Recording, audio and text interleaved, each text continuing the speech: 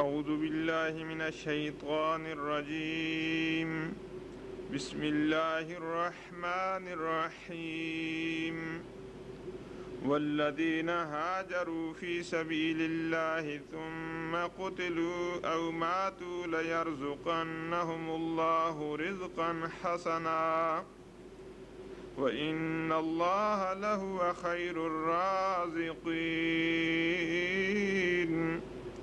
لَيُدْخِلَنَّهُمْ مُدْخَلًا يَرْضَوْنَهُ وَإِنَّ اللَّهَ لَعَلِيمٌ حَلِيمٌ ذَلِكَ وَمَنْ عَاقَبَ بِمِثْلِ مَا عُوقِبَ بِهِ ثُمَّ بُغِيَ عَلَيْهِ لَيَنْصُرَنَّهُ اللَّهُ ان اللہ لعفو غفور صدق اللہ مولانا العظیم۔ محترم سامعین، جیسے کہ پچھلے درس میں ہجرت کا مضمون چل رہا تھا، اس کا ویسے حصہ تو بہت سا باقی ہے، لیکن میں کوشش کروں گا اختصار سے چند باتیں اس مضمون سے متعلق آپ کے سامنے رکھ دی جائیں۔ پہلے وہ سابقہ جو موضوع تھا اس کی مناسبت سے چند باتیں ذہن میں رکھ لیں کہ ہجرت اسلامی لحاظ سے مکہ مکرمہ کے مظالم کی بنیاد پہ اور دین قائم کرنے کے لیے صحابہ کرام نے اللہ تعالیٰ کے حکم کے مطابق پہلے حبشہ کو ہجرت کی 590 میں، اس کے بعد مدینہ منورہ کو ہجرت فرمائی۔ حضور صلی اللہ علیہ وسلم نے مدینہ منورہ کو ہی صحابہ سے بعد آخر میں یعنی ہجرت فرمائی، چند صحابہ باقی تھے۔ اب اس کے بعد جب مکہ فتح ہو گیا تو حضور صلی اللہ علیہ وسلم کا ایک ارشاد ہے کہ لا ہجرت بعد الفتح، فتح مکہ کے بعد اب ہجرت کوئی نہیں، کیونکہ مکہ فتح ہونے سے پہلے ہجرت کو اسلامی لحاظ سے ضروری قرار دے دیا گیا تھا، کیونکہ جب تک تکلیف سہنا ہے ضروری اسلام کے لحاظ سے، وہاں تکلیف سہنی ہے، اور جب تکلیف سے اپنی جان بچانے کے لیے علاقے کو چھوڑنا ہے وہاں علاقہ چھوڑنا ہے۔ جب اسلام حکم دے گا، اللہ کا حکم آئے گا کہ اب تم نے مقابلہ کرنا ہے، وہاں مقابلہ کرنا ہے۔ مطلب یہ کہ عبدیت کا مطلب یہ ہے، مفہوم یہ ہے کہ انسان اللہ کے حکم کا منتظر رہے، جو حکم اللہ کا ملے گا اسی پہ ہم چلیں گے۔ جب تکلیف سہنے کا حکم تھا تکلیف سہی، جب اجازت ملی کہ اب اجازت مل گئی ہے اب مکے کو چھوڑ کے چلے جاؤ، چلے گئے۔ جب ضروری ہو گیا کہ اب جانا ضروری ہے جی، چونکہ کچھ لوگ ایسے بھی تھے جو دعوت و ایمان کا کرتے تھے لیکن مکہ چھوڑ نہیں رہے تھے، اب ان کے لیے یہ تنبیہ تھی کہ اب ایمان کی علامت جو ہے ہجرت کرنا ہے، صرف نماز پڑھنا ایمان کی علامت نہیں سمجھا جائے گا۔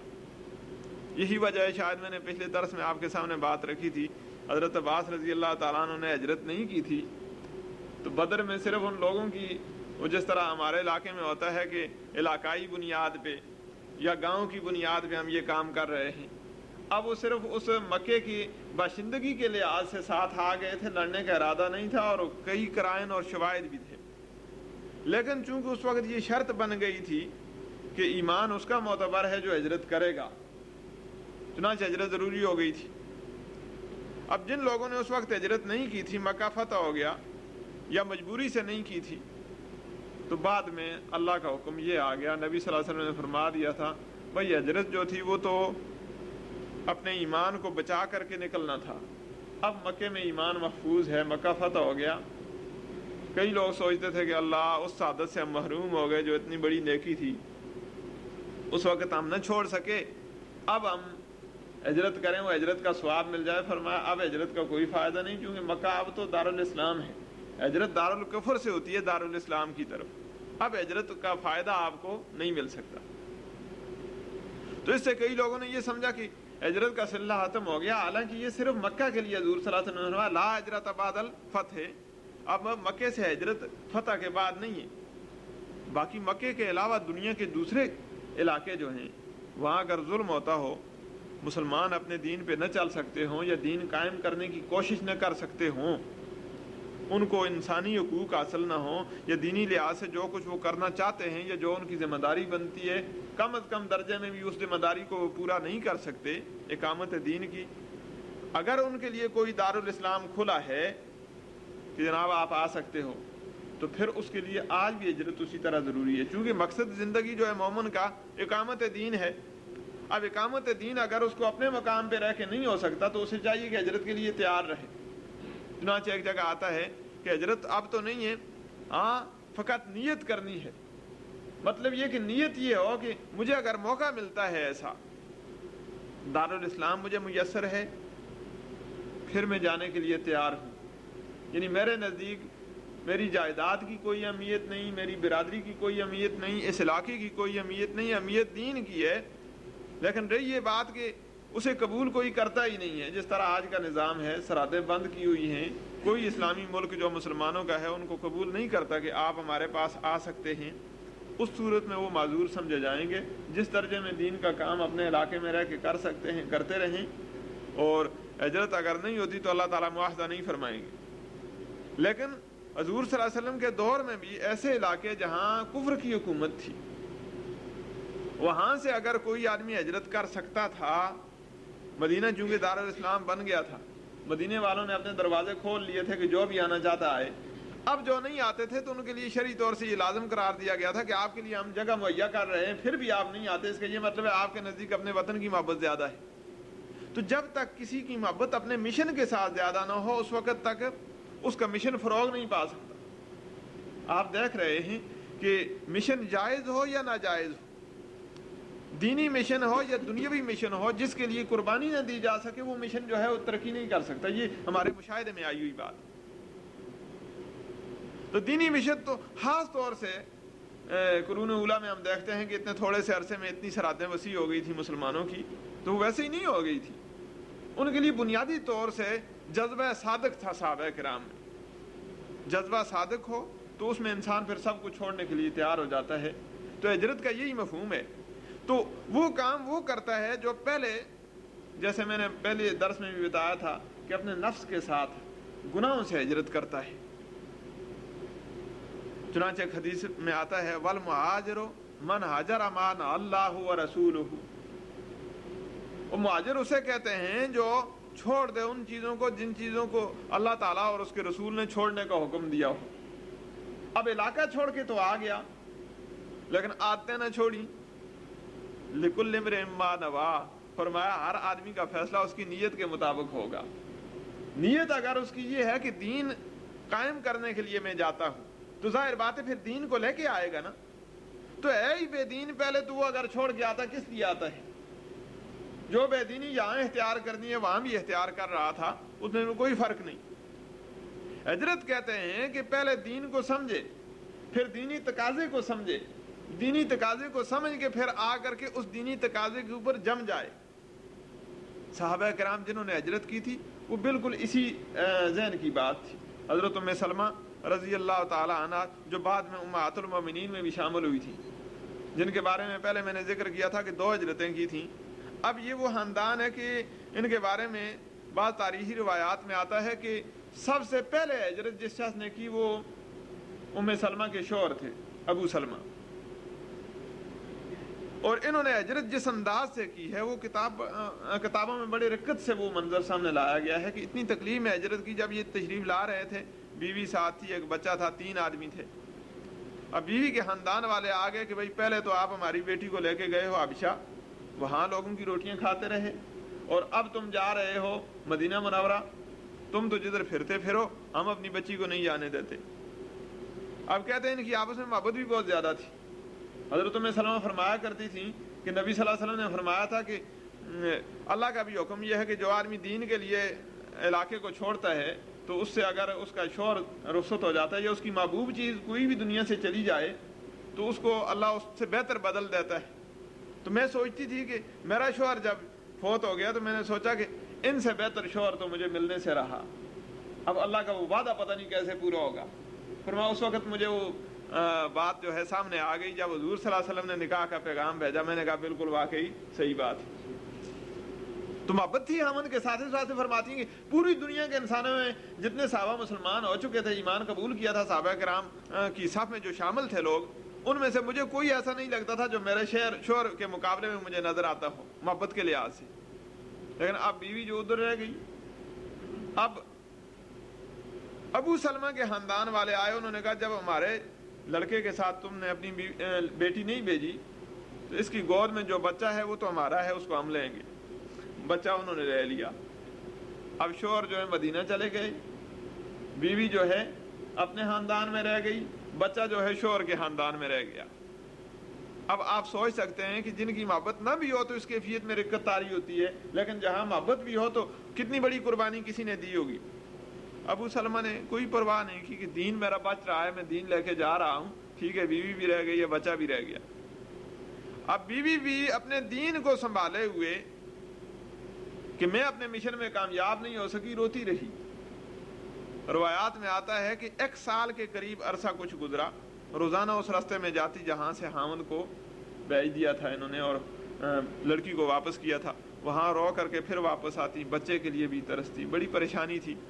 آخر کوئی برادری کا ایک آدمی ملا، اس نے آ کر کے کہا کہ کیوں ظلم کرتے ہو اس پر؟ بچہ بھی اسے دلایا اور پھر کہا کہ اسے آپ دیکھ رہے ہیں کہ یہ اپنے مشن سے پیچھے نہیں ہٹ رہی، اسے بھیج دیجیے۔ اکیلا ان کو بھیجا تو راستے میں عثمان نامی ایک آدمی تھا۔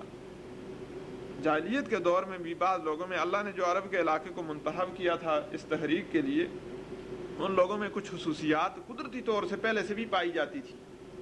چنانچہ عثمان نامی وہ آدمی جو ابھی مسلمان بھی نہیں ہوا تھا، راستے میں جب ایک عورت کو جاتے ہوئے دیکھا تو کہتے ہیں اس کے دل میں یہ بات آئی کہ ایک لڑکی جو ہے اکیلی جا رہی ہے، اچھی بات نہیں۔ پوچھا آپ کدھر جا رہی ہیں؟ کہا میں اپنے شوہر کے پاس مدینہ جا رہی ہوں، یہ لوگوں نے بڑا تنگ کیا تھا، اب بچہ دے دیا ہے، اب میں لے کے جا رہی ہوں۔ اس نے کہا پھر آپ کا اکیلے جانا اچھا نہیں ہے، میں آپ کو چھوڑ کے آتا ہوں۔ آپ اندازہ لگائیں 475 یا کم و بیش کلومیٹر راستہ ہے مدینہ منورہ کا، وہ بھی 60 جو آپ نے نکالا ہے، پتہ نہیں پہلے جو چل کے جانا ہوگا کتنا دور ہوگا۔ تو وہ سارے راستے سے وہ آیا۔ اب جہاں نبی صلی اللہ علیہ وسلم ٹھہرے ہوئے تھے، نہیں ان کے شوہر جو ٹھہرے ہوئے تھے، وہاں آ کے پہنچا کے تو واپس ہوا۔ یہ بات میں بتایا کرتی تھی کہ میں نے کافروں میں اتنا دیانتدار آدمی، ایسی امانت والی نگاہوں کا آدمی میں نے کوئی نہیں دیکھا کہ سارے راستے میں جہاں بھی اونٹنی بٹھانے کی نوبت آتی بٹھا کر کے پیٹ پھیر کر کے دور جا کے کھڑے ہو جاتے تھے، اور جب اٹھانے کی باری آتی تو نگاہیں نیچی کر کے آ کے اٹھا لیتے تھے۔ بعض خصوصیات کافروں میں بھی ایسی اس وقت تھی، تو اتنی تکلیف میں بعد میں ان کی ملاقات ہو گئی۔ تو یہ میں مثال دے رہا تھا کہ محبوب ترین چیز کو چھوڑ کر کے دین کو بچا کے ایک آدمی آئے۔ اب اس دور میں بھی ہم دیکھتے ہیں کہ فلاں جگہ سے فلاں لوگ اتنے مہاجر ہو گئے ہیں، فلاں جگہ سے فلاں مہاجر ہو گئے ہیں، لیکن جو آدمی صرف زمین کے لیے کسی کے ساتھ لڑتا ہے، اسے زمین نہیں ملتی تو علاقے کو چھوڑ کر کے پناہ گزین بن جاتا ہے، اس کے بارے میں شاید ہم یہ 100% دین کی روشنی میں یہ نہ کہہ سکیں کہ اس طرح کے یہ بھی مہاجر ہیں جس طرح سے مہاجر کی اصطلاح ایجاد ہوئی ہے۔ مہاجر کے لیے پہلے اپنے نفس سے شیطانیت کو دور کرنا، اور جس وقت پوری طرح وہ اوصاف اس کے اندر پیدا ہو جائیں پھر وہ ان اوصاف کی روشنی میں انفجار پیدا نہیں کر سکتا، معاشرے کے اندر تغیر پیدا نہیں کر سکتا، اس کو اپنا حبس محسوس ہوتا ہے، کہتا ہے میں خود ہی ملامت کر رہا ہوں اپنے نفس کو کہ جس کام کے لیے میں تیار ہوا ہوں وہ کام میرا یہاں چمک نہیں رہا، تو اس کے لیے وہ اس علاقے کو چھوڑ کے جاتا ہے تو وہ مہاجر بنے گا۔ اب اس نیت سے آدمی مہاجر بن جائے کہ جناب یہاں خوراک اچھی نہیں ہے، وہاں چلے جائیں وہاں خوراک اچھی ہوگی۔ حضور صلی اللہ علیہ وسلم نے صاف طور سے فرمایا من کانت ہجرتہ الی اللہ ورسولہ فہجرتہ الی اللہ ورسولہ، جس نے اللہ کی طرف اس کے رسول کی طرف ہجرت کی تو پھر جس طرف اس نے ہجرت کی ہے اس کو اسی طرح کا پھل ملے گا۔ اور جس کی نیت تھی عورت حاصل کرنے کی، یتزوجھا، الفاظ آتے ہیں حدیث کے کہ پھر اسے وہ نکاح کر لے گا۔ فہجرتہ الی ما ہاجر الیہ، جس طرح کی اس نے ہجرت کی ہے اس طرح کا اسے پھل ملے گا۔ معلوم ہوا ہجرت کے اندر بنیادی طور سے نیت اور اعمال، ان دو چیزوں کو بڑا دخل ہے۔ نیت بھی خالص ہو اللہ کی رضا کے لیے، اور اعمال جو ہیں اس کے وہ بھی شریعت کے مطابق ہوں، کیونکہ صحابہ کی زندگی میں کوئی ایک آدمی بھی ہمیں ایسا نہیں ملتا جس نے ہجرت کی ہو اور اسے مہاجر کا خطاب ملا ہو. آج کل مہاجر کا لفظ جو ہے تو ان کا سمجھا جاتا ہے, پناہ گزین ہو گیا جی, مہاجر ہو گیا. حالانکہ مہاجر بہت اچھا لفظ ہے. رسول اللہ صلی اللہ علیہ وسلم مہاجر تھے, خلفائے راشدین مہاجر تھے. مہاجر کوئی معمولی لفظ نہیں, لیکن صرف ہم صورت کو ہی لے لیں کہ بس ایک علاقے کو چھوڑ کے دوسرے علاقے میں چلا جانا, اسے ہی ہجرت کہتے ہیں. اس کو ہجرت کہتے بھی نہیں. ان سارے جذبات کو بھی ذرا اختیار کیا جائے جو رسول اللہ صلی اللہ علیہ وسلم کا جذبہ تھا, جو صحابہ کرام کا جذبہ تھا, وہ جذبات ہمارے اندر پیدا ہوں تو پھر ہم کہیں گے کہ واقعی جی مہاجر ہیں. اور اس طرح کا جو مہاجر ہے اسے دنیا میں تکلیف ہی پھر نہیں ہوگی. صحابہ کرام کو جو تکلیفیں ہوئی ہیں یہ ہجرت سے پہلے پہلے ہوئی ہے. اور قانون بھی یہ ہے کہ آپ کسی آدمی پہ 100% بھروسہ کر لیں کہ جناب میں آپ کے سہارے چل رہا ہوں, جیسے آپ کہیں گے آپ کی رہنمائی میں چلوں گا. وہ بڑا ہی سنگ دل بھی ہو, وہ کہتا ہے اس نے اپنا مرنا جینا میرے ہاتھ میں دے دیا ہے تو اب اس کی زندگی کا میں خیال رکھوں. اللہ کی ذات تو بڑی غفور رحیم ہے, بڑی یعنی اپنے بندے کے حق میں سوچنے والی. تو جو آدمی اللہ پہ بھروسہ کر کے نکل آتا ہے کہ اتنی بڑی جائیداد ہے اس کو میں چھوڑ رہا ہوں, تو اللہ اس سے اچھی جائیداد اسے دیتے ہیں. جو انسان اپنے اچھے حالات کو چھوڑ کر کے ابتر حالات کی طرف ظاہری طور سے جانے کے لیے تیار ہو جاتا ہے صرف اللہ پہ بھروسہ کر کے, پھر اس کے حالات اچھے ہوتے ہیں. ان آیات میں اللہ تعالیٰ نے اسی طرف اشارہ فرمایا. مہاجر کا پہلا مقصد ہے حیات, کیونکہ دین کا قائم کرنا ہے اور اس بنیاد پہ اس کو آخرت کا فائدہ ملے گا. پہلا مقصد تو آخرت کا فائدہ ہے, کیونکہ دنیا کا فائدہ یہ تو کوئی چیز نہیں ہے. اتنی بڑی قربانی دی ہے تو اس کے لیے اگر تھوڑی سی چیز مل گئی تو جو کوئی معنی نہیں.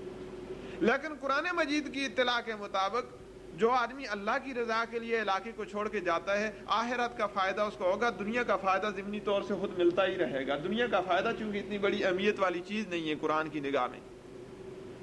تو رسول اللہ صلی اللہ علیہ وسلم نے جو ہجرت فرمائی, قباء پہنچے. روایات میں آتا ہے کہ قباء میں حضور صلی اللہ علیہ وسلم نے 11 یا 12 دن قیام کیا. وہاں قیام کے دوران حضور صلی اللہ علیہ وسلم نے جو پہلا کام کیا مسجد قباء کی تعمیر کا. روایات میں آتا ہے حضرت عمار بن یاسر رضی اللہ تعالیٰ عنہ نے خواہش ظاہر کی تھی, یا رسول اللہ یہاں ایک مسجد ہونی چاہیے جس میں ہم عبادت کریں. یہاں سے ایک بات بھی ذہن میں آتی ہے کہ مقصد کے ساتھ کتنا لگاؤ تھا. علاقہ چھوڑ کے آئے, ذہن میں ایک انسان ہونے کے ناطے اتنی بات تو آ سکتی ہے, اچھا جی اپنا کوئی مکان بنایا جائے, اپنے کھانے کا کیا ہوگا, رہائش کا کیا ہوگا, سوچی جاتی ہیں باتیں. لیکن جن لوگوں کو ایک نظریہ آپس میں جوڑتا ہے, نظریے کے تحت چلتے ہیں, نظریہ عزیز ہوتا ہے. چنانچہ مسافری کی حالت میں قباء میں ٹھہرے تو وہاں مشورہ دیا جا رہا ہے, یا رسول اللہ یہاں مسجد ہونی چاہیے. اسی واسطے انہی جذبات کی عکاسی قرآن نے کی, لمسجد اسست علی التقوی من اول یوم, پہلے دن سے ہی تقوی کی بنیاد پہ یہ مسجد جو ہے قائم کی گئی. عمار بن یاسر رضی اللہ تعالیٰ نے پتھر اٹھا اٹھا کے لا رہے ہیں, مٹی بھی لا رہے ہیں. رسول اللہ صلی اللہ علیہ وسلم موجود ہیں. اتنی پاکیزہ ہستیوں نے جس مسجد کی بنیاد رکھی, پھر واقعی مسجد کی شان تھی. اس کے بعد حضور صلی اللہ علیہ وسلم کے پاس حضرت علی رضی اللہ تعالیٰ عنہ بھی تشریف لے آئے, اور باقی ماندہ بھی چند صحابہ جو ہیں وہاں پہنچ جائے قباء میں. حضور صلی اللہ علیہ وسلم کے انتظار میں مدینہ منورہ میں لوگ روزانہ گھروں سے نکلتے تھے باہر. مقدر کی بات ہے, مکہ میں حضور صلی اللہ علیہ وسلم اتنا سال رہے ہیں, گلی گلی کوچے کوچے پھر کے باتیں کی, کسی نے تسلیم نہیں کی.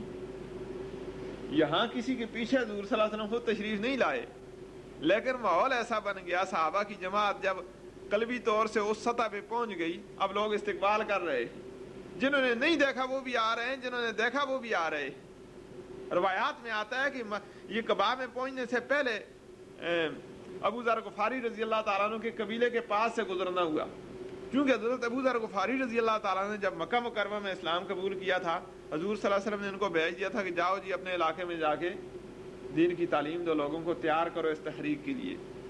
یہ تشریف لے آئے تھے. تو ادھر سے لوگ مثالیں آج کل دیتے ہیں کہ ابو ذر غفاری جو سوشلزم کے قائل تھے اور فلاں تھے فلاں تھے فلاں تھے, لیکن ان کے اس پورے نظریے کو نہیں دیکھتے کہ حضرت ابو ذر غفاری رضی اللہ تعالیٰ عنہ کی زندگی کا نقشہ کیا تھا. تشریف لائے تو برادری کے اندر اس درد کے ساتھ کام کیا کہ ساری برادری جو ہے قبیلہ غفار جو ہے مسلمان ہو گیا. اسلم نام قبیلہ ساتھ ہی وہاں رہنے والا تھا, انہوں نے بھی اسلام قبول کر لیا. اب حضور صلی اللہ علیہ وسلم کی آمد کی جو ہی ان کو اطلاع پہنچی, یہ سارے استقبال کے لیے تشریف لے گئے. آج کل بھی استقبال ہوتے ہیں, ناچنے گانے والے کا استقبال جو ہے سرکاری سطح پہ ہوتا ہے، لیکن کوئی نیا آدمی آ جائے تو وہی لوگ کہتے ہیں، اگر کوئی کسی سے بات بھی ہو کہ جناب فلاں صاحب آ رہے ہیں، اچھا جی ہم تو نہیں جانتے ان کو، کیسے ہیں، کیا مشن ہے ان کا، کیا پروگرام ہے، کس نظریے کے ساتھ آ رہے ہیں، ان کے نظریے کا بھی پتہ نہیں، پروگرام کا بھی پتہ نہیں، نام کا بھی پتہ نہیں۔ اور جب پتہ چل جائے کہ کوئی مولوی صاحب ہیں جی، تو پھر وہ جتنے صوفی ہوں گے، آپ جائیں جی، جا کر کے استقبال کریں، ٹھیک ہے کر سکتے ہیں۔ اس میں انسان نہیں سمجھتا میری ذمہ داری ہے۔ واقعی کل حزب بما لدیہم فرحون، ہر گروہ جو ہے، جس گروہ سے جس کا انسان کا تعلق ہوتا ہے اس سے ملاقات ہوتی ہے تو خوشی محسوس ہوتی ہے۔ وہاں حضرت ابو ذر غفاری رضی اللہ تعالیٰ عنہ سمیت پورا قبیلہ استقبال کے لیے گیا۔ حضور صلی اللہ علیہ وسلم کی ناکہ جب دیکھی تو کہتے ہیں ابو ذر غفاری رضی اللہ تعالیٰ عنہ دوڑ کر کے ناکہ کی مہار پکڑ لی اور اس کو اپنا سب سے بڑا اعزاز سمجھا، بہت زیادہ خوش ہوئے۔ حضور صلی اللہ علیہ وسلم کو کہنے لگے یا رسول اللہ یہ میری برادری ہے، الحمدللہ سب نے اسلام قبول کر لیا، میری یہ کمائی ہے۔ قبیلہ اسلم والے آگے کہنے لگے یا رسول اللہ ابو ذر غفاری نے ہمیں آپ کی تعلیمات سے آشنا کیا ہے، ہم اس کے شکر گزار ہیں اور آپ کے تو بہت ہی زیادہ شکر گزار ہیں۔ اب یہ لوگ کہتے ہیں 7 ہو گئے تھے، نبی صلی اللہ علیہ وسلم کا استقبال کیا۔ تو مدینہ منورہ جب داخل ہونے لگے رسول اللہ صلی اللہ علیہ وسلم تو اس سے پہلے لوگ آتے تھے، روزانہ گرمی ہوتی تھی، گرمی تک انتظار کرتے، پھر دوپہر جب سخت تپش ہوتی واپس ہو جاتے۔ جس دن حضور صلی اللہ علیہ وسلم وہاں تشریف لائے تو کہتے ہیں وہ لوگ واپس جا رہے تھے کہ یہودی کی نگاہ سب سے پہلے نبی صلی اللہ علیہ وسلم کے اس قافلے پہ پڑی۔ 2 اونٹنیاں تھی، 7 لوگ بھی تھے۔ یہودی چیخ اٹھا کہنے لگا او مسلمانوں، اے بنی قیلہ، یہ مدینہ منورہ کے جتنی آبادی تھی ان کا ایک جد امجد قیلہ نام کا تھا، تو بنی قیلہ کے نام سے خطاب کیا، او بنی قیلہ جا سیدکم، تمہارا سردار آ رہا ہے۔ علماء کہتے ہیں کہ رسول اللہ صلی اللہ علیہ وسلم نے جب دین کی نقطہ نظر سے ہجرت فرمائی تو اگلوں نے سردار تسلیم کیا، پناہ گزین کی حیثیت سے نہیں، ایک بھاگے ہوئے شخص کی حیثیت سے نہیں، بلکہ جا سیدکم، ان کے ذہن میں یہ بات آ رہی تھی کہ یہ اقدار الاسلام قائم کرنے کے لیے آئے ہیں، نظام حکومت قائم کرنے کے لیے آئے ہیں، اب جتنے فیصلے ہمارے ہوں گے سارے یہی کریں گے، مسلمانوں کے سربراہ یہ ہیں۔ اب مدینہ میں مختلف قبیلے تھے، قبیلوں کے سربراہ موجود تھے، لیکن جب ایک یہودی کے ذہن میں بھی نفسیاتی اثر یہ پیدا ہو گیا تھا کہ اب جو آئے گا یہی سردار ہوگا ان کا۔ یہاں سے ایک بات یہ بھی ثابت ہوئی کہ اسلامی نظام حکومت قائم اس وقت ہوگا یا اس وقت سمجھا جائے گا جب نفسیاتی طور سے لوگوں کے ذہن میں یہ بات خود جم جائے کہ غیر اسلامی اقدار یہاں معاشرے میں نہیں چل سکتی، نفسیاتی یہ اعتراف ہو جائے لوگوں کے ذہنوں میں کہ اب غیر اسلامی باتیں جو ہیں یہاں چلنے والی نہیں ہیں۔ تو جہاں یہ ذہن ہو کہ نہیں جی کامیاب جو ہیں یہ لادین لوگ ہی ہوں گے، دیندار جو ہیں ان کا چند مسجدوں میں نماز پڑھنی ہے تھوڑے سے لوگ ہیں، حالانکہ جس نے کلمہ پڑھا لا الہ الا اللہ محمد رسول اللہ وہ دیندار ہے ہماری نظر میں، اس کو بیدار کرنے کی ضرورت ہے۔ مسلمانوں کے نزدیک سربراہ جو ہے وہی ہو سکتا ہے جو سب سے زیادہ متقی ہو، یہودیوں کے نزدیک بھی سربراہ مسلمان کا وہ ہو سکتا ہے جو مسلمان ہونے کے لحاظ سے سب سے بلند و بالا مقام پہ فائز ہو۔ یہودی کہنے لگا جا سیدکم، تمہارا سردار آ رہے ہیں۔ صحابہ کرام دوڑتے ہوئے آئے، آ کر کے استقبال کیا۔ کہتے ہیں چاروں طرف سے جس قبیلہ سے نبی صلی اللہ علیہ وسلم گزرتے تھے وہاں ہر ایک اپنے جوانوں کو لے کے اسلحے سمیت کھڑا کرتا تھا، یا رسول اللہ ہم آپ سے دفاع بھی کریں گے، کیونکہ ایک جگہ مقرر نہیں تھی نبی صلی اللہ علیہ وسلم کی، ہم آپ کا دفاع بھی کریں گے یا رسول اللہ، حفاظت بھی کریں گے، جان بھی خرچ کریں گے، مال بھی، ہمارے پاس اچھے اچھے جوان موجود ہیں، اس واسطے آپ یہاں تشریف لائیں۔ تو کہتے ہیں نبی صلی اللہ علیہ وسلم نے ارشاد فرمایا کہ بس میری اونٹنی کو چھوڑ دو، یہ نبی کی اونٹنی ہے، جہاں جا کے یہ ٹھہرے گی میں وہاں اتر جاؤں گا۔ یہ ایک بڑا عدل تھا حضور صلی اللہ علیہ وسلم کا کہ کسی کے پاس ٹھہرتے تو قیامت تک کے لیے وہ کہہ سکتا تھا جناب حضور صلی اللہ علیہ وسلم میرے پاس تشریف لائے ہیں جان بوجھ کر کے ارادے کے ساتھ، اس کا مطلب یہ ہے کہ آپ لوگوں کی نسبت میں جو ہے بڑا ہوں۔ حضور صلی اللہ علیہ وسلم نہیں، اونٹنی کے اوپر چھوڑ دو اس بات کو، تو میں تو یہاں آ کر کے کھل کے کہا کرتا ہوں کہ مسلمان کو اللہ کے رسول کی بات ماننی ہے۔ حضور صلی اللہ علیہ وسلم موجود ہیں، فرماتے ہیں اب میری طرف نہ دیکھو، اونٹنی کی طرف دیکھو، جہاں یہ ٹھہرے گی وہاں سب اتفاق کر لینا۔ اب سارے دیکھ رہے ہیں اونٹنی کدھر جاتی ہے، کہتے ہیں چکر کاٹ رہی ہے، چھوٹی چھوٹی بچیاں ہیں وہ بھی ترانہ گا رہی ہیں۔ اللہ معاف فرمایا مسلمانوں کو کیا ہو گیا، غیر مسلم اگر حملے کرتے ہمارے اوپر تو کوئی بات نہیں تھی، لیکن اب ہمارے اندر سے نفاق کی بیماری پیدا ہوئی. مسلمان چھوٹی چھوٹی باتیں جو دین میں نظر آتی ہیں جہاں سے ان کو کوئی سہارا ملتا ہے وہ لیتے ہیں. اب جو نئے مفکر جن کے نام کے ساتھ مولانا کا لفظ چسپاں ہو جائے تو وہ لوگوں کے نزدیک بڑی اہمیت پکڑ جاتے ہیں, دین کی ایک بات بھی نہ ہو تو وہ اس طرح کی وہ تحقیق کر کے ایسی ایسی باتوں کو سامنے لاتے ہیں. جناب فلاں جگہ گانے کا ثبوت ہے, حضور صلی اللہ علیہ وسلم تشریف لائے تو وہاں آگے حضور صلی اللہ علیہ وسلم کے استقبال میں گانا گایا تھا. اب اگر دنیا کوئی صدر آ جاتا ہے تو اس کے سامنے لڑکیاں گانا گائیں تو کون سی بات ہے؟ سیدھی سی بات ہے, پہلے آنے والے کو بھی دیکھیں, گانے والیوں کو بھی دیکھیں, اور جو گایا جا رہا تھا اس کو بھی دیکھیں.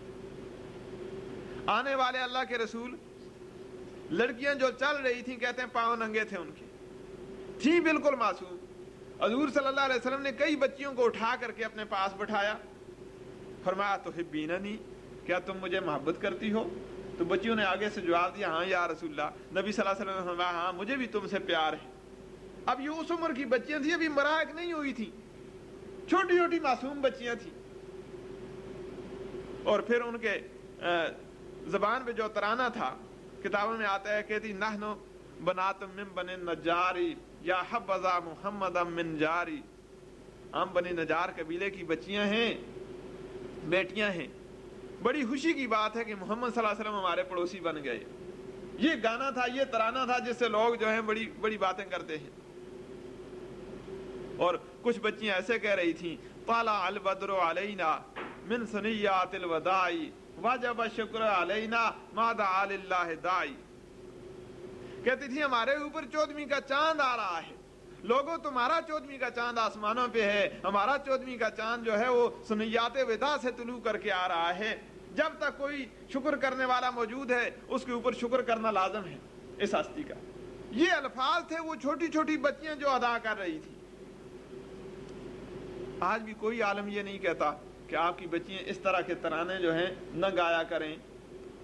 اس طرح کے الفاظ اگر کوئی بچی ادا کرتی ہے, ہم کہتے ہیں ماحول ہی ایسا ہو کہ بچیاں دین کے بارے میں سوچیں, ان کے ذہن میں عظمت ہو دین کی اور دین والوں کی, اللہ اور اس کے رسول کی عظمت ہو, صحابہ کرام کی عظمت ہو, دین کے مشاہیر کو وہ جاننے والی ہوں, ان کی خدمات کو جاننے والی ہوں, تو کوئی اعتراض نہیں ہے. لیکن اب اس سے دلیل یہ پکڑنا کہ ایک نوجوان لڑکی اور فحش قسم کے گانے پر فحش گانے کو قیاس کرنا, لڑکی پر جوان لڑکی کو قیاس کرنا, اور اللہ کے رسول کے استقبال میں موجودہ دور کے گنڈوں کے استقبال کو قیاس کرنا, یہ بات جو ہے دین کے ساتھ انتہائی عجیب قسم کا مزاج ہے. اس واسطے ذہن میں یہ بات پختہ ہو جانی چاہیے کہ رسول اللہ صلی اللہ علیہ وسلم جب تشریف لائے تو معصوم بچیوں نے الفاظ کیسے استعمال کیے تھے. نحن بنات من بنی النجاری یا حبذا محمد من جاری. آئے خوشی کی بات ہے کہ اللہ کے رسول ہمارے پڑوسی بن گئے. یہ نہیں تھا کہ نہر والے بولتے بلا کے ساڑی نظراں جو نیندراں اڑا کے بھائی میرا کتھے چلا گیا.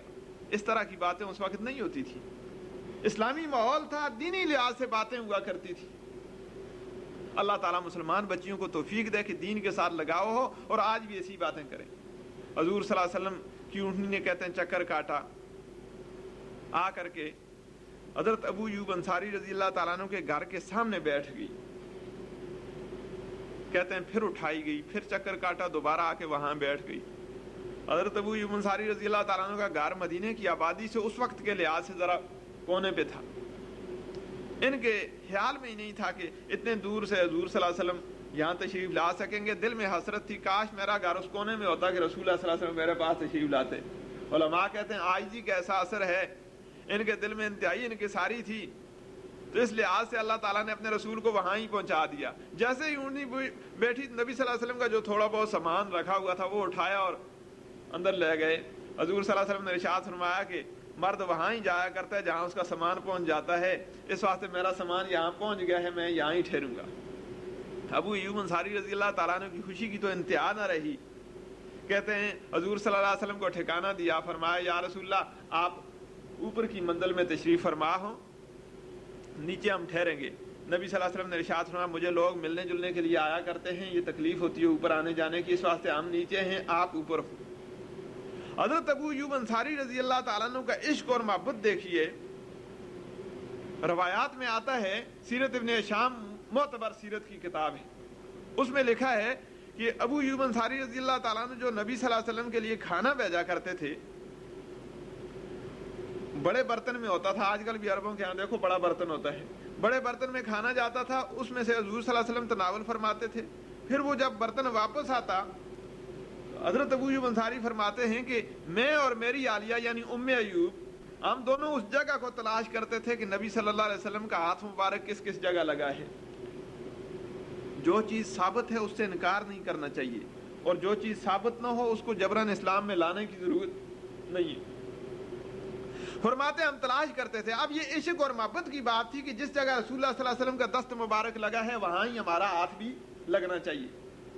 فرماتے ہیں ایک دفعہ ایسا واقعہ ہوا کہ جیسا برتن ہم نے بھیجا تھا اسی طرح پورے کا پورا برتن واپس آ گیا. اس کے اوپر کچھ پیاز لہسن وغیرہ ہم نے ڈالا تھا. تو کہتے ہیں بیقراری کی حالت میں دوڑتا ہوا گیا، یا رسول اللہ وہ آپ نے تناول نہیں فرمایا، کیا وجہ ہے؟ تو آپ صلی اللہ علیہ وسلم نے ارشاد فرمایا نہیں پھینکنے کی ضرورت نہیں، آپ لوگ کھائیں. میرے ہاں ایسے آتے ہیں کہ جن کے ہاں یہ بو جو ہے پسند نہیں کی جاتی، اس واسطے میں نہیں کھاتا. ہم ایسی قوم سے ہیں کہ جس میں یہ لہسن وغیرہ ہو یہ نہیں کھا سکتے، اس واسطے آپ لوگ اسے کھا سکتے ہیں. خیر نبی صلی اللہ علیہ وسلم وہاں قیام ہوا جب تک کہ آپ کے حجرے مبارک تعمیر نہیں ہو چکے تھے. اب یہاں بھی کیفیت یہ ہے کہ نبی صلی اللہ علیہ وسلم قیام کے بعد سامنے زمین نظر آئی. فرمایا کس کی ہے؟ بتایا گیا 2 یتیم بچوں کی ہے. قیمتاً خرید کر کے وہاں مسجد کی تعمیر شروع ہوئی. تعمیر میں وہی جذبات تھے جو مسجد قباء کی تعمیر میں تھے. حضرت عمار بن یاسر رضی اللہ تعالیٰ عنہ بہت ہی پیش تھے. کہتے ہیں نا جس نے محنت کر کے کوئی چیز حاصل کی ہو اس کی اسے قدر ہوتی ہے، جسے مفت مل جائے تو کوئی قیمت نہیں ہوتی. لطیفہ بھی ہے، مولانا آصف علی تھانوی رحمۃ اللہ علیہ نے اپنے ایک کتاب میں ہے، انہوں نے لکھا ہے کہ کوئی آدمی جا رہا تھا، اس نے دیکھا کہ دوسرا نوجوان سا لڑکا اپنے جوتے جو ہیں پرانے قسم کے ان کو بڑے اچھے دوشالے کے ساتھ صاف کر رہا تھا. اب اس نے کہا پاگل آدمی، جوتے کیسے ہیں اور کتنی اچھی قسم کی چادر ہے اور اس کے ساتھ صاف کر رہا ہے. اس نے کہا چادر جو ہے وراثت میں ملی ہے والد صاحب کی، اور جوتے میں نے اپنے خریدے ہیں. جوتے اپنے خریدے ہیں، چادر جو ہے وہ والد صاحب کی ملی ہے. تو جو چیز مفت مل جائے اس کی قیمت انسان کو نہیں ہوتی. عمار ابن یاسر جو ہیں ان کے والد صاحب یاسر، ان کو بھی تکلیف ہوئی. والدہ جو ہیں وہ بھی شہیدہ ہیں، حضرت سمیہ پہلی شہیدہ اسلام ہیں. خود حضرت عمار رضی اللہ تعالیٰ عنہ کو پانی میں ڈبکیاں دی جاتی تھیں کہ محمد کا انکار کر لو. تو ایسے لوگ جنہوں نے اتنی محنت کر کے اپنے دین کو قائم رکھا ہو، ان کو جو ایسا موقع مل جائے تو ان کی خوشی کی انتہا ہو جاتی ہے. یہاں بھی انہوں نے فرمایا یا رسول اللہ مسجد ہونی چاہیے. مسجد کی تعمیر شروع ہو گئی. اب یہ لایا کرتے تھے اینٹیں اٹھا اٹھا کے، پتھر اٹھا اٹھا کے. ساتھی ہوتے ہیں صحابہ کرام خشک مزاج نہیں تھے جیسے ہم کہتے ہیں کہ نہیں ہر وقت تو روتا ہی رہے آدمی. رونا بھی ہے، مسکرانا بھی ہے، خوش بھی ہونا ہے، خوش طبیاں بھی ہوتی ہیں آپس میں، لیکن ہر چیز دائرے کے اندر اندر. مقصد حیات ہنسنا ہی نہ بن جائے. مقصد حیات جو ہے اللہ کی ابدیت ہو، جہاں اللہ تعالیٰ کا حکم مسکرانے کا ہے وہاں مسکرائے. نبی صلی اللہ علیہ وسلم کی عادت مبارکہ تھی، جو بھی صحابی دیکھتا تھا حضور صلی اللہ علیہ وسلم کو خندہ پیشانی دیکھتا تھا، متبسم رہتے تھے نبی صلی اللہ علیہ وسلم. کاکا لگا کر کے حضور صلی اللہ علیہ وسلم کا ہنسنا جو ہے عام طور عادت نہیں تھی. ایک آدھ بار کبھی ایسا ہوا کہ حضور صلی اللہ علیہ وسلم کے دانت مبارک نظر آئے، ورنہ مسکرایا کرتے تھے. تو صحابہ کرام بھی آپس میں جب چلتے تھے تو کوئی نہ کوئی ایسی بات ہوتی تھی جس سے خوشتے بھی پیدا ہوتی تھی. اب حضرت عمار بن یاسر کہتے ہیں اٹھا اٹھا کے لاتے تھے اینٹیں، باقی صحابی ایک ایک لاتے تھے تو ان کے اوپر 2 رکھ دیتے ساتھ. اب یہ اٹھا کے لاتے، تھک گئے تو نبی صلی اللہ علیہ وسلم کے پاس آیا، آ کے شکایت کی یا رسول اللہ باقی تو ایک ایک لاتے ہیں اور مجھے 2 اٹھاتے ہیں. حضور صلی اللہ علیہ وسلم نے ارشاد فرمایا باقیوں کو 1 اجر ملے گا، لک اجرین، تجھے 2 ثواب ملیں گے. اب عمار ابن یاسر کی خوشی کی انتہا نہ رہی، کہنے لگے یارو آپ کو 1 اجر ملے گا، مجھے 2 ملیں گے. اور شعر بھی آتے ہیں سیرت کی کتابوں میں جو ان کی زبان پہ جاری ہو گئے اور مسلسل آتے جاتے پڑھ رہے تھے کہ جس کا جسم غبار آلود ہو رہا ہے، یہ غبار جس کے جسم میں پڑ رہی ہے مسجد کی تعمیر کی، اس آدمی کے ساتھ اس کی مساوات نہیں ہے. اس کا مقام اونچا ہوتا ہے اس کی نسبت جو گھر میں بیٹھا ہوا ہے. اللہ کے نبی جو ہیں وہ بھی اس کام میں مشغول ہیں، جو پیچھے رہتا ہے اس کا مقام ان کے برابر نہیں ہو سکتا. کہتے ہیں ایک صحابی تھے جو ذرا نرم چلنے والے تھے، انہوں نے سمجھا میرے اوپر تعریض کر رہا ہے. انہوں نے غصے میں آ کے کہا کہ دیکھو عمار اور سمیہ کے بچے، ذرا خیال کرنا، تو تعریض کر رہا ہے میرے اوپر، یہ اچھی بات نہیں ہے. حضرت عمار رضی اللہ تعالیٰ عنہ پھر نبی صلی اللہ علیہ وسلم کے پاس چلے گئے. کہتے ہیں وہاں حضرت عمار رضی اللہ تعالیٰ عنہ نے شکایت لگائی یا رسول اللہ آپ نے جیسے فرمایا تھا میں وہی کلمات دہرا رہا ہوں جا کے اور پھر بھی مجھے غصہ کیا جا رہا ہے۔ واقعی جو زیادہ ایک کام میں دلچسپی لینے والا ہو تو بعض اوقات دل بھی نرم ہو جاتا ہے آدمی کا، کیونکہ انہوں نے بہت بڑی قربانی دی تھی اور اب بھی جو کچھ کر رہے تھے بڑے خلوص سے کر رہے تھے۔ اس وقت نبی صلی اللہ علیہ وسلم کے بارے میں حضرت ام سلمہ فرماتی ہیں کہ میں دیکھ رہی تھی کہ نبی صلی اللہ علیہ وسلم نے ان کے چہرے کے اوپر سے ان کے جو بال آئے ہوئے تھے پیچھے ہٹائے اور اس کے بعد ارشاد فرمایا کہ عمار کوئی بات نہیں، انہم لیسوا بالذین یقتلونک، یہ ایسے لوگ تو نہیں کہ تجھے قتل کر رہے ہیں، ساتھی ہیں، بات ہی تو کرتے ہیں آپ کے ساتھ۔ انما تقتلک الفئۃ الباغیہ، یہ وہ حدیث ہے جو عام مارکۃ الاراء ہے اور مشہور ہے کہ آپ کو جو ہے وہ ایک باغی گروہ قتل کرے گا، یہ قتل نہیں کرتے، یہ ساتھی ہیں آپ کے ساتھ باتیں کر رہے ہیں۔ لیکن چونکہ ان کی کچھ دل شکنی ہوئی تھی کہ مجھے غصہ کر رہے ہیں کہ ہم تجھے دیکھیں گے، حضور صلی اللہ علیہ وسلم نے بلا لیا، فرمایا ساتھیو دیکھ لو، تمہیں پتہ ہے عمار ٹھیک ہے سمیہ کا لڑکا ہے، لیکن سمیہ کون تھی، اس نے کتنی تکلیف اٹھائی تھی، عمار کے والد نے کتنی تکلیف اٹھائی ہے۔ ہمارے ہاں تو کسی کی قدر و قیمت کے لیے شرط یہ ہے کہ اس کے اندر تقویٰ کتنا ہے۔ ان عمارا جلدۃ ما بین عینی و انفی، عمار کی مثال ایسی ہے، آنکھ اور ناک کے درمیان یہ چمڑا جو ہے اس کی بڑی اہمیت ہے، حسن کے لحاظ سے بھی اور ویسے بھی قیمتی ہوتا ہے، اس کی بڑی اہمیت ہے، نگاہ کے اوپر بھی اثر پڑتا ہے۔ فرمایا ان عمارا جلدۃ ما بین عینی و انفی، عمار جو ہے میری آنکھ اور ناک کے درمیان کا یہ حصہ جتنا قیمتی ہے اتنا عمار قیمتی ہے۔ آپ کیا سمجھتے ہیں؟ اس واسطے اس کے ساتھ چھیڑ چھاڑ نہ کرو۔ عمار رضی اللہ تعالیٰ عنہ کا مقام یہ تھا۔ مسجد کی تعمیر شروع ہو گئی، مسجد تعمیر ہوئی، روایات میں آتا ہے وہ مسجد جو نبی صلی اللہ علیہ وسلم نے تعمیر فرمائی تھی، اوپر چھپر جو ہے بالکل کھجوروں کا تھا، لوگوں کے مکانوں کے اوپر باقاعدہ مٹی ہوتی تھی، لیکن مسجد جو بنائی گئی تھی اس کی دیواریں تو بنائی گئیں لیکن اوپر جو ہے وہ کھجور کے پتے وغیرہ ڈالے گئے تھے، بارش ہوتی تھی تو نیچے پانی آیا کرتا تھا۔ یہی مسجد حضرت صدیق اکبر رضی اللہ تعالیٰ عنہ کے زمانے تک قائم رہی۔ حضرت صدیق اکبر رضی اللہ تعالیٰ عنہ کے دور میں جب ذرا خراب ہونے لگی تو پھر اس کے اوپر اسی طرح سے کھجوریں وغیرہ کے ڈال دیے گئے۔ حضرت عثمان رضی اللہ تعالیٰ عنہ کے دور تک وہ مسجد چلتی رہی۔ حضرت عثمان رضی اللہ تعالیٰ عنہ کے دور میں منقش اور قیمتی پتھر آ کر کے پھر پتھر سے نئے سرے سے وہ مسجد تعمیر کی گئی اور وسیع بھی کی گئی، اس میں چھت بھی ڈالا گیا۔ اس کے بعد حضرت عمر بن عبدالعزیز رحمہ اللہ تعالیٰ عنہ جب مدینہ کے گورنر تھے ولید کے زمانے میں، اس وقت یہ حجرے جو ہیں گرائے گئے۔ حجرے گرانے کے بعد نبی صلی اللہ علیہ وسلم کا حجرہ مبارکہ جس میں آپ کی اب بھی قبر موجود ہے یہ باقی رہا اور اس کو مسجد کے اندر شامل کیا گیا۔ پہلے مسجد اس سے اوپر کے حصے میں تھی، اب مسجد کی دیوار جو باہر بنائی گئی عمر بن عبدالعزیز رحمہ اللہ تعالیٰ عنہ کے دور میں بنائی گئی اس طرف سے، اور اس کے بعد پھر آہستہ آہستہ مختلف ادوار میں اضافہ ہوتا رہا۔ لیکن میں بات کر رہا تھا حضور صلی اللہ علیہ وسلم نے جو مسجد بنائی تھی اس کی چھت بالکل کچی تھی۔ اب اس مسجد کی ذمہ داریاں کیا تھیں؟ نبی صلی اللہ علیہ وسلم نے اسی مسجد کے اندر تربیت کا انتظام کیا۔ اصحاب صفہ کی وہ ٹیم جو یونیورسٹی کے سکالروں کی حیثیت سے وہاں تعلیم حاصل کر رہی تھی، ان کے لیے وہ مکان مخصوص تھا۔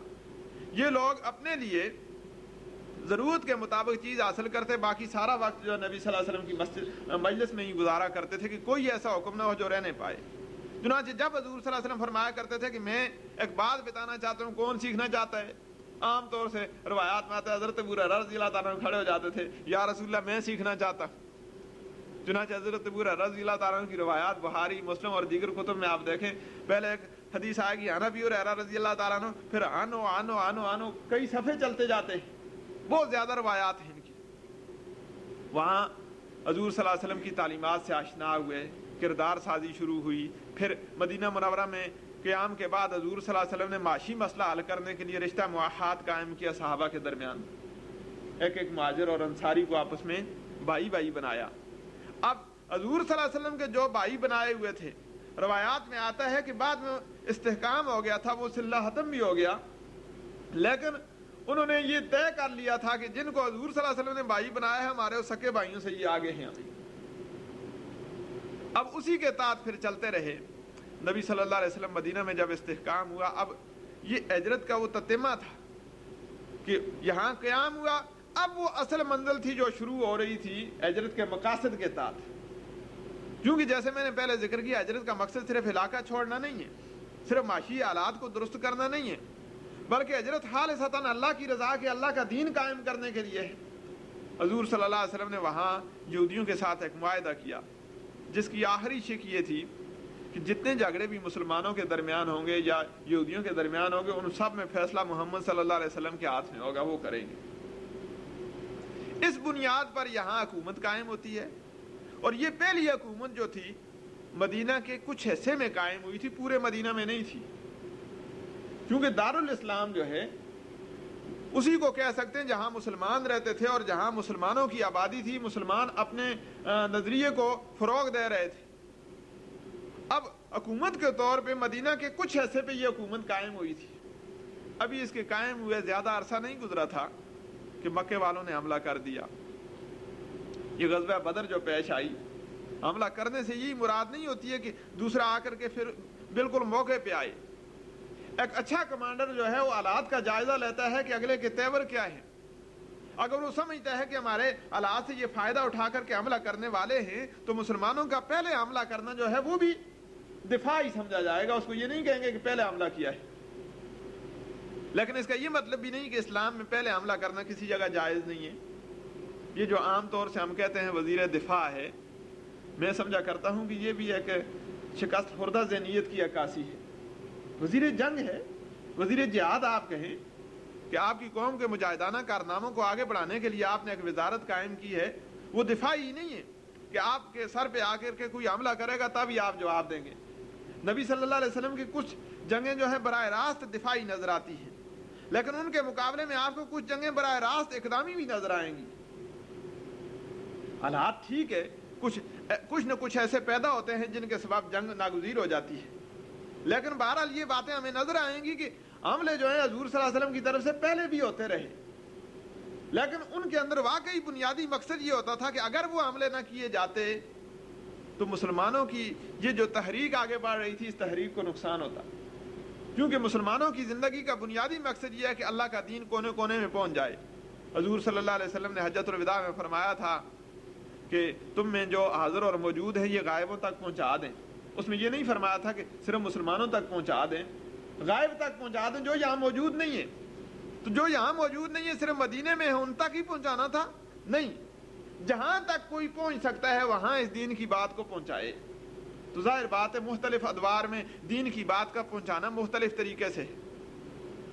آج کے دور میں اگر آپ صرف کسی کی محنت سماجت کر کے بات کرتے ہیں وہ اثر نہیں کرتی، آپ کی قابلیت کی بنیاد پہ اگر بات آپ کی اثر کرتی ہے تو اس طرح کی قابلیت آپ حاصل کرنے کی کوشش کریں جائز حدود کے اندر۔ مثلا کوئی آدمی کسی صنعتی ترقی یافتہ ملک کی بات کو تسلیم کرتا ہے تو آپ کے لیے کون سے دین ہے جس نے بند کیا ہے کہ شرعی لحاظ سے آپ صنعتی ترقی حاصل نہیں کر سکتے؟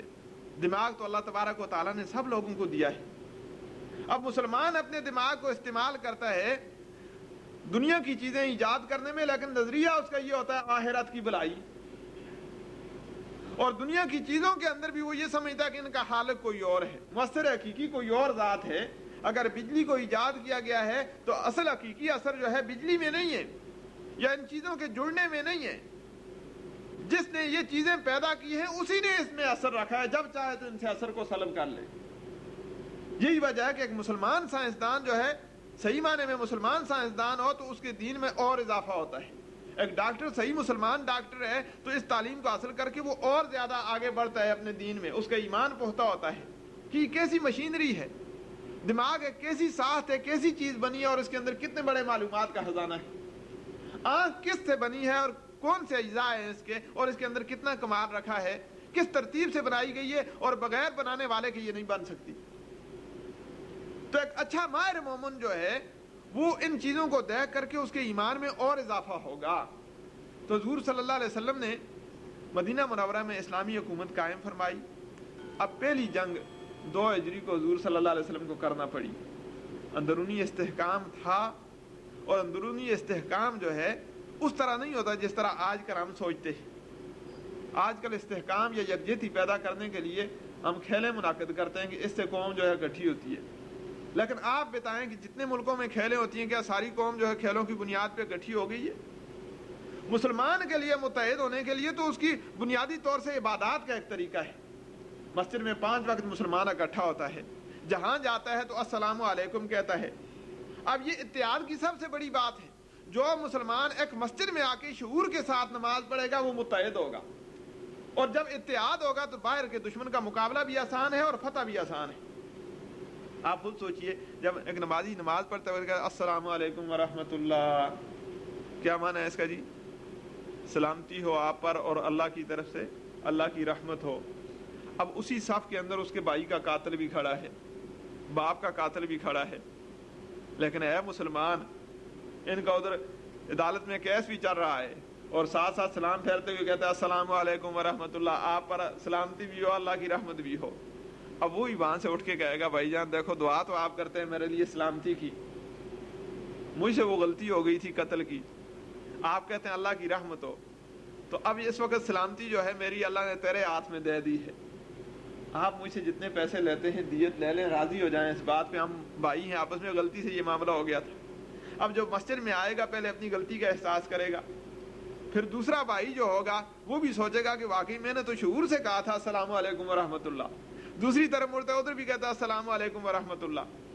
اب آپ سوچئے کہ قومی اتحاد کو اس طرح فروغ حاصل ہوتا ہے یا ان چیزوں سے جن میں آج مسلمان قومی اتحاد کو تلاش کرتا ہے؟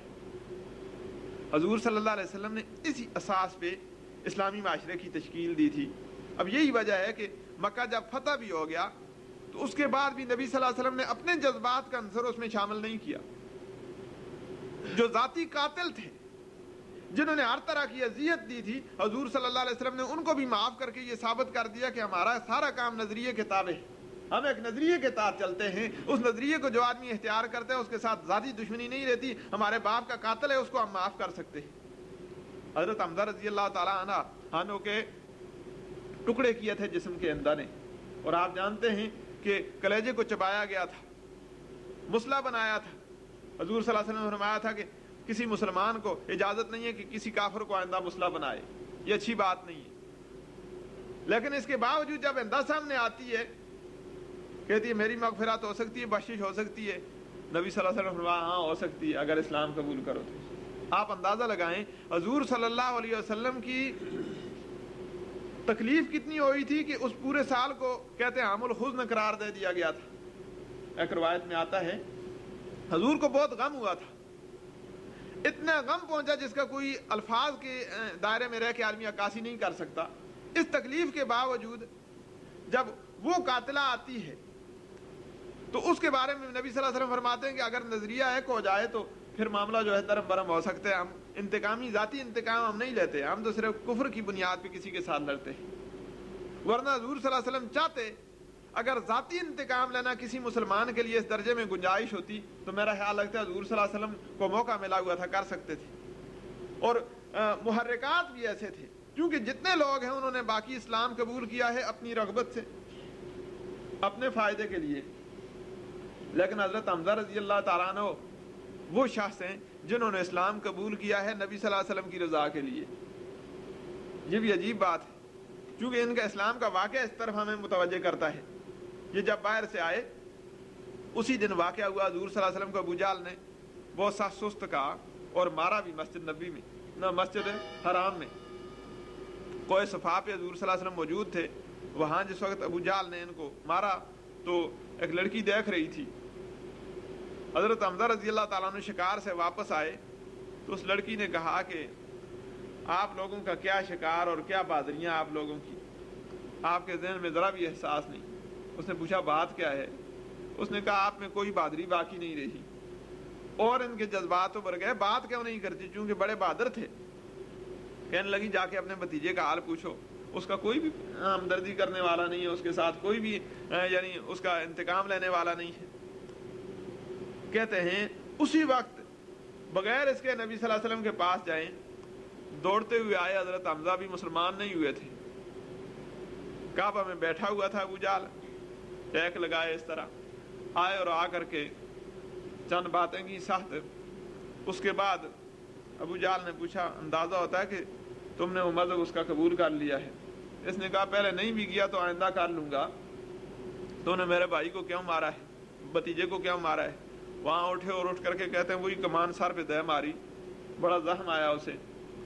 اس کے بعد دوڑتے ہوئے بھتیجے کے پاس آئے، حضور صلی اللہ علیہ وسلم کے پاس آ کے تسلی دینے لگے۔ نبی صلی اللہ علیہ وسلم کبیدگی کی حالت میں تشریف فرما تھے۔ اس وقت انہوں نے کہا کہ بھتیجے اب تو آپ کو سکون ہونا چاہیے، اطمینان ہونا چاہیے، کیونکہ جس آدمی نے آپ کو مارا تھا میں بدلہ لے کے آ گیا ہوں۔ حضور صلی اللہ علیہ وسلم نے ارشاد فرمایا چچا مجھے اس بات سے کوئی خوشی نہیں ہے، میں نہیں چاہتا، میں اس بات پہ ذرا خوش نہیں کہ آپ نے بدلہ لیا۔ بھتیجے پھر کس بات پہ آپ کو خوشی ہوگی؟ کہنے لگے کہ آپ حضور صلی اللہ علیہ وسلم نے فرمایا کہ اسلام قبول کر لیں تو میں خوش ہو جاؤں گا۔ کہتے ہیں وہی موقع تھا بغیر چونو چرا کے خوشی میں آ کر کے بھتیجے آپ خوش ہوتے ہیں اس بات سے، چلو میں قبول کرتا ہوں۔ اسی وقت کلمہ پڑھا لا الہ الا اللہ محمد رسول اللہ۔ اسی بات سے حضور صلی اللہ علیہ وسلم کو بہت محبت تھی کہ باقی لوگ تو کسی نہ کسی درجے میں مسلمان ہوتے تھے، میرے چچے نے خالصتاً میری رضا کے لیے بغیر چون چرا کے اسلام قبول کر لیا۔ تو اب اس چچے کو جب زخمی دیکھا تھا نبی صلی اللہ علیہ وسلم نے سخت پریشان ہوئے تھے۔ اس کی قاتلہ جب سامنے آتی ہے اور اس کا قاتل وحشی جو سامنے آتا ہے، وحشی کہتا ہے میری مغفرت ہو سکتی ہے۔ نبی صلی اللہ علیہ وسلم نے فرمایا اسلام جو قبول کر لے تو ہم اس سے بدلہ نہیں لیا کرتے۔ آپ اندازہ لگا لیں کہ اسلام کے فروغ میں یہ چیزیں بنیادی عنصر تھی۔ وقت کے مطابق اسلحہ جو ہے ٹھیک ہے، یہ بھی ضروری چیز ہے، اس سے انکار نہیں کیا جا سکتا، لیکن آپ اسلحہ کے انبار لگا دیں۔ روس کے پاس اسلحہ کا کون سی کمی ہے، لیکن وہ اخلاص، وہ جذبہ نہیں ہے جس جذبے کے تحت لڑا جاتا ہے۔ پاکستان کی حکومت میں کون سا اتنا زیادہ استحکام ہے اسلحے کے لحاظ سے؟ اس سے بھی بڑھ کر کے سربراہ مملکت، اس کے ہاں آپ دیکھ سکتے ہیں کہ الیکشن کے نتیجے میں جو عام طور سے الیکشن ہوا کرتے ہیں جمہوریت کی شکل میں، اس شکل میں اس کے پیچھے کوئی ووٹوں کی بھی اتنی بڑی طاقت نہیں، چونکہ اس کی پارٹی کوئی بنی ہوئی نہیں تھی۔ لیکن ایک آدمی کسی نظریے پہ جم جاتا ہے، یقین رکھ لیتا ہے، تو اس کو اللہ تبارک و تعالیٰ عزت دیتے ہیں۔ اب روس جیسی بڑی طاقت ملک کے اندر اگر کسی سے جھجک محسوس کرتی تھی تو ضیاء الحق سے، اور اس میں بڑی سی بڑی صفت اس کو یہی نظر آتی تھی، اور میں بھی کہتا ہوں کہ جس سے کسی کے اوپر رعب قائم ہو سکتا تھا وہ دینداری کی بات تھی، اور دینداری بھی ہم دیکھ رہے ہیں کہ تھوڑی بہت تھی تو اس کے یہ اثرات تھے۔ آپ دیکھ لیں اس گئے گزرے دور میں جس آدمی نے دین کا کچھ کام کیا تھوڑا بہت، اس کو اللہ تبارک و تعالیٰ نے اتنا بلند و بالا کر دیا کہ اتنی بڑی طاقت جو اس سے جھجک محسوس کر رہی تھی، اور پھر اللہ تبارک و تعالیٰ نے یہ بھی بتا دیا کہ جو میرے دین کے لیے کام کیا کرتے ہیں ہم ان کو عظیم بنا دیا کرتے ہیں۔ صرف روح موڑا تھا، شریعت بل کی شکل میں ملک میں ایک آئین نافذ کرنے کی کوشش کی تو اپنے اور بیگانے سب کے دل میں اتنی عظمت پیدا ہو گئی تھی، اتنا احترام پیدا ہو گیا تھا کہ جو آدمی بھی نام لیتا ہے عزت کے ساتھ لیتا ہے، باوجود اس کے کہ اس سے ہم انکار نہیں کرتے کہ اس کا دور کوئی خلافت راشدہ کا دور نہیں تھا، کوئی اتنا صالحانہ دور نہیں تھا، وہ قباحتیں اور برائیاں کئی اس طرح کی تھیں جو آج کل حکومتوں میں پائی جاتی ہیں، لیکن جتنے باقی حکمران مسلمان ملکوں میں ہیں ان سب کی نسبت اس کے اندر دینی لحاظ سے درد موجود تھا، فکر موجود تھا، اس واسطے اس سے جھجک محسوس کی جا رہی تھی۔ معلوم ہوا لڑائیاں اسلحے سے ہی نہیں ہوتی، بنیادی طور سے نظریے کے اوپر جمنا بڑا ضروری ہوتا ہے۔ مجاہدین کی جو وہ امداد کر رہا تھا اسی بنیاد پہ یہ مسلمان مجاہدین ہیں، اور مسلمان مجاہد کی امداد کرنا ایک مسلمان سربراہ کی ذمہ داری بن جاتی ہے، اور میں کہتا ہوں انہی ذمہ داریوں کے احساس کے نتیجے میں اللہ تبارک و تعالیٰ نے اس کو موت کیسی دی ہے، شہادت کی موت۔ اللہ کے راستے میں جا رہا ہے، فوجوں کی نگرانی کی جا رہی ہے، معائنہ کیا جا رہا ہے، اس کے بعد آتے ہوئے راستے کے اندر شہید ہو رہا ہے، اور اس کے بعد جو اس کو جگہ مل رہی ہے ایک مسجد کے اندر، جہاں سے جو آدمی بھی جائے گا اچھا ہوگا یا برا ہوگا کھڑے ہو کے دعائیہ کلمات تو کہے گا۔ حضور صلی اللہ علیہ وسلم کی ایک حدیث ہے، فرمایا جس کو مرنے کے بعد 40 نیک آدمی اچھا کہنے والے بن جائیں وہ جنتی ہے۔ 40 نیک آدمی، تو آپ سوچ لیں ہم تو کسی کھاتے میں ہی نہیں ہیں، لیکن کتنے نیک لوگ ہوں گے جن لوگوں نے اس کے لیے دعائے مغفرت کی ہے۔ یہاں سے ایک واضح بات ثابت ہو جاتی ہے کہ جو آدمی دین کے ساتھ تعلق قائم کرے گا اس کا نفسیاتی دباؤ بھی دوسروں پہ ہوتا ہے، اور جب میدان جنگ میں جاتا ہے تو اس کے اثرات بھی لازمی ہوتے ہیں۔ اب یہ صحابہ کرام حضور صلی اللہ علیہ وسلم نے جو پہلی جنگ میں سامنے لائے تھے 313 کی تعداد کون سی بڑی ہے؟ ابھی ان کے قدم بھی جمنے نہیں پائے، تعداد بھی کم ہے، اسلحہ بھی نہیں ہے، لیکن عزم بڑا پختہ ہے۔ اس پختگی عزم کی وجہ سے حضور صلی اللہ علیہ وسلم ان کو سامنے لا کے کھڑا کر کے پھر توجہ کرتے ہیں اللہ کی ذات کی طرف۔ اے اللہ ان تہلک هذه العصابہ، اگر تو اس جماعت کو جن کی تعداد تھوڑی سی ہے، پاؤں سے ننگے ہیں، جسم پہن کے پورا لباس بھی نہیں ہے، لیکن تیرے عشق کے اندر سرشار ہے۔ اگر آج یہ ہلاک ہو جائیں گے فلان تو بدا میں دیکھ رہا ہوں کہ اس دنیا میں تیری عبادت کرنے والا کوئی نہیں ہوگا، مولا ان کی امداد فرما۔ حضور صلی اللہ علیہ وسلم گڑ گڑا رہے ہیں، رو رو کے دعا کرتے ہیں، سجدے میں گر گئے۔ صدیق اکبر رضی اللہ تعالیٰ عنہ اٹھاتے ہیں، یا رسول اللہ میں نے اندازہ لگا لیا کہ آپ اللہ تعالیٰ آپ کو محروم نہیں فرمائیں گے، دعا قبول ہو گئی، اس واسطے توکل کریں، اللہ مہربانی فرمائیں گے۔ چنانچہ اللہ تعالیٰ کی نصرت ہوئی، غزوہ بدر کے اندر فتح نصیب ہوئی۔ اسی طرح آپ بعد کی غزوات کو دیکھ رہے ہیں، کسی جنگ میں بھی مسلمانوں کی اکثریت نہیں تھی۔ یہاں سے ایک ہی بات ملتی ہے کہ محض مسلمان اقلیت کی بنیاد پہ خسارے میں نہیں آ سکتا، یہ تو ہر دور میں قلیل تعداد میں رہا ہے۔ ہاں عزم اس کے پاس ہو، دین والی زندگی ہو، اسلام کے اوپر پختہ یقین ہو، تو پھر آج کے دور میں بھی یہ کامیاب ہو سکتا ہے، جس کا معمولی سا نقشہ ہمارے سامنے پاکستان کی شکل میں موجود ہے کہ جو سربراہ مملکت دنیا میں بڑی بڑی حکومتوں کے مالک ہیں، دین والی زندگی نہیں تو ان کو کامیابی نہیں۔ کامیابی کا میرے نزدیک مفہوم ہے کہ یہ بھی ہے، اور شاید عام لوگ بھی یہی سمجھتے ہیں کہ جناب میرا نام زندہ ہو جائے۔ یہ بڑی بڑی آپ کے ہاں عمارتیں تعمیر ہوتی ہیں یا کئی یادگاریں تعمیر کرتے ہیں کہ فلاں کی یادگار ہے جی، اس کا نام زندہ ہو جائے، اسی واسطے تعمیر کرتے ہیں۔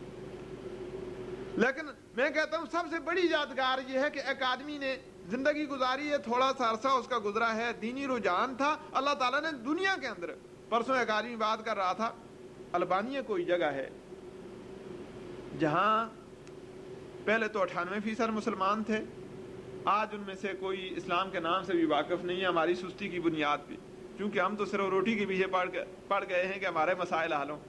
البانیہ میں بوڑھے جو پرانے زمانے کے کوئی مسلمان تھے، چونکہ منسٹ ملک ہے اب تو پورا نظام کے منظم ہے وہاں، تو وہاں بوڑھے مسلمان جو صرف نام سے واقف تھے کہ ہمارے باپ دادے جو ہے مسلمان تھے، تو اتنا سنا تھا کہ ضیاء الحق جو ہے پاکستان کے اندر اسلامی قانون کیا ہے، نہ انہوں نے نزدیک سے اسلام کو دیکھا نہ اسلامی قانون کو دیکھا، صرف اتنا سنا کہ ایک آدمی ہے جو اسلام کے بارے میں باتیں اچھی کر رہا ہے۔ نتیجتاً کہتے ہیں انہوں نے وہاں بھی جنازے کی نماز کسی کو آتی تھی یا نہیں آتی تھی، لیکن کھڑے ہو کر کے دعائیہ کلمات کہے، جس کے بارے میں اخباروں میں آیا کہ وہاں بھی نماز جنازہ اس کی ہوئی البانیہ میں، کمیونسٹ ملک میں جہاں نماز کا کوئی تصور ہی نہیں ہوتا۔ تو یہ کامیابی نہیں ہے تو اور کیا ہے؟ فرعون نے جتنی کوششیں کی تھیں اپنی کامیابی کے لیے وہ ساری ناکام ہوئی، ان کے مقابلے میں موسیٰ علیہ السلام جو ہیں ان کو اللہ تعالیٰ نے کامیاب کیا۔ اسی طرح ہر دور میں جو دین والا ہوگا اللہ تعالیٰ اس کو کامیابی نصیب فرمائیں گے۔ تو ہجرت کا ایک بنیادی پہلو یہی تھا کہ ہجرت کو سمجھنے والے اور آئندہ پڑھنے والے یا سننے والے یا مطالعہ کرنے والے اس بات کو ذہن میں رکھ لیں کہ گناہوں سے اپنے آپ کو بچانا ہے، اور پھر گناہ سے اپنے آپ کو بچانا ہے، گناہ سے بھاگنا ہے، پھر ایسے ماحول میں جانا ہے جہاں جا کر کے دین کا کام کرنا ہے۔ جہاں دین کا کام نہ ہو سکے اس علاقے کو چھوڑنا جو ایک مسلمان کے لیے ذمہ داری بن جاتی ہے۔ ہاں آگے اگر کوئی قبول نہ کرے تو اس کی الگ مجبوری ہے، اس کے تحت اس کو معذور سمجھا جائے گا، لیکن انسان ہر وقت یہ سوچتا رہے جناب ہمارے حالات اچھے نہیں۔ حالات کب بنیں گے؟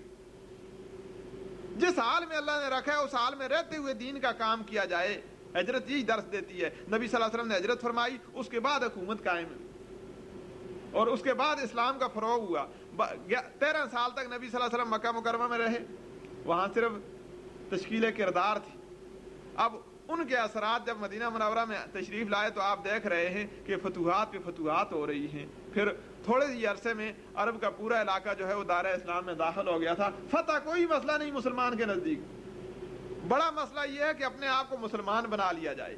اللہ تبارک و تعالی ہم سب کو صراط مستقیم پہ چلائے اور دینی زندگی اختیار کرنے کی توفیق عطا فرمائے۔ وما علینا الا البلاغ۔